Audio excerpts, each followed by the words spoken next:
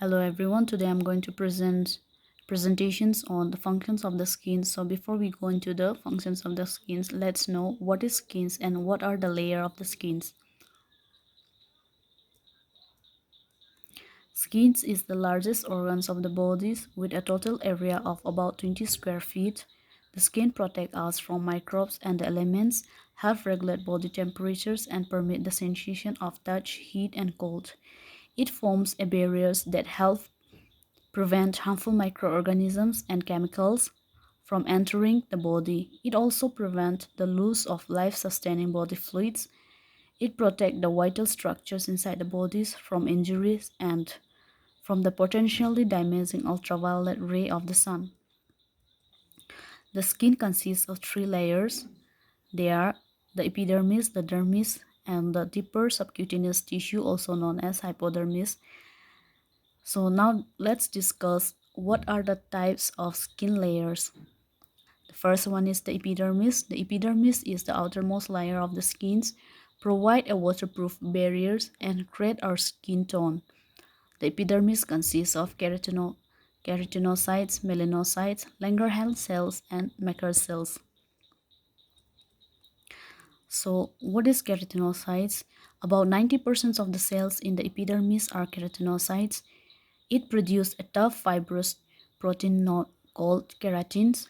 This protein is the main structural proteins of the epidermis. It provides many of the skin protective property. Next is melanocytes. It scatters among the keratinocytes in the epidermis.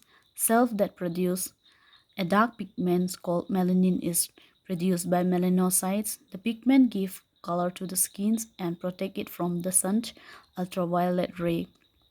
The others is Langerhans cells. The epidermis also contains a type of immune cells known as Langerhans cells. It is produced in the bone marrows.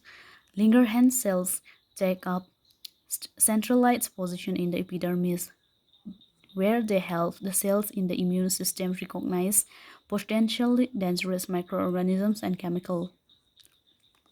The last one is the Maker cells. The another cells in the epidermis is the Maker cells, found in sensitive hairless area such as fingertips and leaves. Located in the deepest layer of the epidermis, Maker cells contact nerves ending in the epidermis in the dermis below and function as a type of touch receptor. The other layer of the skin is the dermis. The dermis is beneath the epidermis, contain tough connective tissues, hair follicles, and sweat glands. The dermis consists of collagens, elastins, papillary layers, reticular layers. So let's discuss one by one. Collagens. The main structural component of the dermis is a protein called collagens. Bundles of collagens molecules packed together through the dermis, accounting for 3/4 of the dry weight of the skin. Collagens is also responsible for the skin strength. Next is the elastins. Another protein in the dermis is called elastins. It is the main component of elastic fibers. These proteins bundles give skin its elasticities. Collagens and elastics are produced by cells called fibroblasts, which are found scattered throughout the dermis. Next layer is papillary layers. The upper part of the dermis is known as papillary layers. It is characterized by dermal papilla, tiny fingers-like projections of tissues that indents into the epidermis above. The last one is reticular layers. The lower layers of the dermis is called reticular layers. It is made primarily of coarse collagens and elastic fibers. The reticular layers also contains several layers types of sensory receptors, nerve cells specialized to detect various stimuli. The last, the deepest subcutaneous tissues, also known as hypodermis, the deepest subcutaneous tissue made of fat and connective tissues. So let's come to the main topics, that is functions and importance of the human skins. The skin is multi-purpose, meaning it has a lot of functions. It is our first line of protections against the outside environment. It is the house of one of the five senses. It absorbs sunlight from vitamin D and heat and regulate our internal temperature. The other functions of the skin is protections. The skin protect underlying tissues from mechanicals, chemicals, and thermal injuries. It acts as a waterproof of the cells, preventing fluid loss and gain through the skin. Skins provide the first line of defense against bacteria and other pathogens. The malignant absorb UV light. The other functions of skin is sense of touch. The skin also one of the house of five sense that is touch. In, in our skins, there are thousands and thousands of sensor or receptor cells. These sensors send information to the brain about what we touch.